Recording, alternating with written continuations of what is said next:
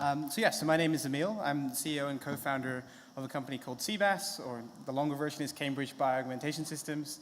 And what we do is we make neural interfaces as a platform for AI-driven healthcare. And I'm going to explain basically what that is over the next few minutes. So the problem that motivates us is chronic health and chronic health care. So the idea is that chronic health conditions are conditions that people live with for the rest of their lives. There is no cure. The definition really is that you're going to live with this thing and you need to be able to manage it. And what we try and ask ourselves is, how can we make an AI system that is incredibly assistive? And we think that really means directly connecting to the nerves in your body that are going to those organs. As you're managing a heart disease or diabetes condition or arthritis or chronic pain, day to day, your body is interacting with these diseased organs, and AI could actually be part of that conversation. And that's the sort of future we're working towards, and that's the entire mission of the company. And it's an incredibly important problem, obviously at a personal level. For anyone we know, I'm sure, has at least a relative or a loved one who's dealing with a chronic condition. But it's also incredibly expensive for us as a society. So 86% of all healthcare spending is tackling chronic healthcare conditions. And so the promise here really is, if we can enable an AI-based intervention that is really living with the person and directly looking after some of their symptoms, we could really make a massive difference for a lot of people, ideally very, very quickly. So before we go any further, I'd like to sort of define a bit what we're doing, and then we'll get on to why that actually is an important problem worth solving. So what we do is we make the open standard software and hardware connection to the peripheral nervous system in the body, or neural interface. So the idea is that we can connect once and then forever to the nervous system in the body, from the nerves that reach your limbs to the nerves that reach your organs. What we want to do is create a system that lets you plug into that part of your body to let computing technology understand what's going on in there, and also send data back into this nervous system. Now, we're all familiar with DNA and its impact, and as we've understood it as a technology, and it's biology's implementation of data storage.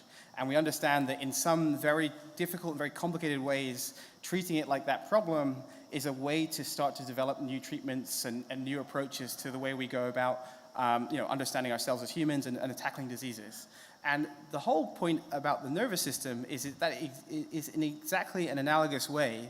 It is the data network inside our bodies. It is the way that we send signals back and forth. Organ systems don't operate independently. Your pancreas doesn't know that you've had a massive meal and might need to chuck out some insulin without signals that are coming either directly or indirectly to it from the nerves. And so when we set out to, as a company a few years ago, to build a neural interface, we thought this was the best way we could make an impact. So just by focusing on this hard problem of connecting, really like sort of the same type of platforms you see that could run an app on an iPhone, but directly making effectively like the driver, the software translation system between this messy biological internet that's been evolving for millions and millions of years to, general, machine learning and coding processes that we have available to us today.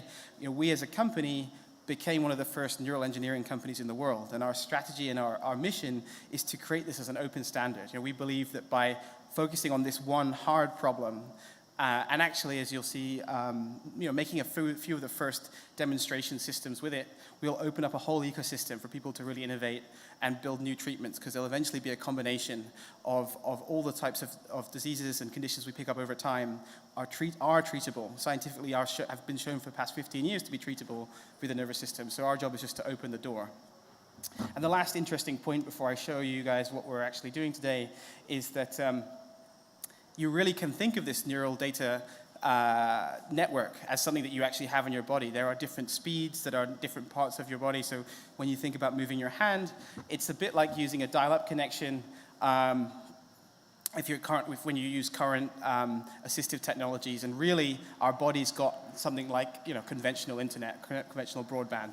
So our mission is, if we're building a product for an amputee, can we give the amputee the broadband connection they used to have, and so they can get touch back at full fidelity and control back. And when we talk about going to an organ, again, if we can understand and connect at the level of expensive broadband to a pancreas or a heart, then maybe there's a chance that people who really research these conditions could develop a treatment, develop a diagnosis, develop a combined automatic system that will one day replace a drug or a therapeutic. And in the end, you'll hopefully, within let's say the next 10 years, see people who are towards what we consider the end of their lives, actually having AI assisting them as they get older and as their organ systems age, or as they have unhealthier diets or whatever. We've developed a way to work around the current setting of the body. So I think what's useful to show you next is actually what a neural interface system looks like, what our stack actually looks like in one picture, and I have one here.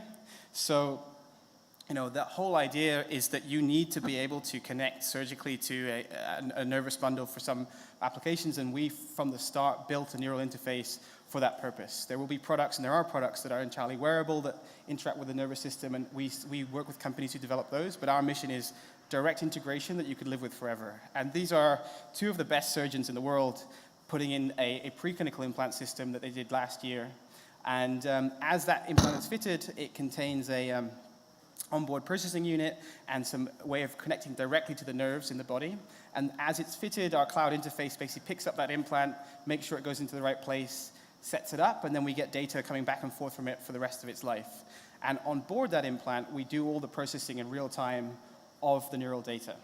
So the role and our purpose of our main sort of R&D development team, and the first AI methods that we surfaced last year, was about how to translate what looks like a really messy electrical static picture into what is, picking up those on a few channels, a few electrical channels in the implant, to translate that into some form of understood neural activity. The biggest bottleneck actually has been that before our company started doing this, the largest data set in the world was 500 gigabytes of a combined EU research project. And now, if you believe in a future, which actually many of the largest corporations that develop health treatments now do, where we'll have algorithmic healthcare, the first thing to do is generate the data. So since last year, we've been generating data from different organ systems around the body at about 5 terabytes a week. Sort of goes up and down based on which systems we're studying, but we now have the biggest data set in the world of this type of neural peripheral nerve interaction. And we iteratively develop increasingly powerful translation algorithms to read this data that no human can do. And so what you see here is how we're now taking this into use. So Tris is one of our engineers. He's been with us for just over a year and a half.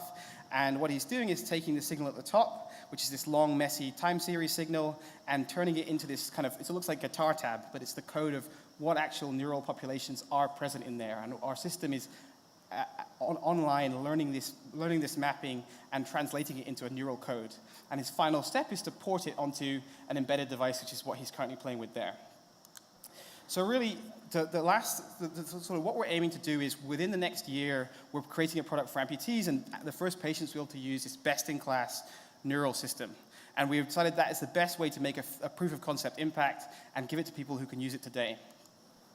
But the final step really is that because of this huge push into bioelectronics and algorithmically delivered care, our technology and our data sets can underpin the development of a whole range of treatments for the next few years. So we're like the very, very start of the DNA type evolution, where people can start to do neural engineering, understand the data, learn how to process the data in real time, and have architectures that we hope to provide to build a treatment for diabetes, heart disease, etc. And that's us, that's our company. Thanks.